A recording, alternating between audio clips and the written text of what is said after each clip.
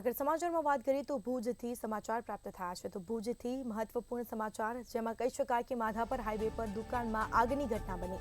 Chamunda gas બિલ્ડિંગની દુકાનમાં આગ લાગી હતી વહેલી સવારે ગેસનો બાટલો ફાટતા દુકાન સળગી ઉઠી હતી ભુજના નળ સર્કલ પાસે આ સમગ્ર બનાવ બન્યો છે તો આગની ઘટના બની તો બીજી તરફ અફરાતફરીનો માહોલ પણ સર્જાયો તો બીજી તરફ ફાયર વિભાગને જાણ થતાં જ ફાયર કાફલો ઘટના સ્થળ પર પહોંચી પાણીનો મારો ચલાવી આગ બુઝાવવાના પ્રયાસો હાથ ધર્યા હતા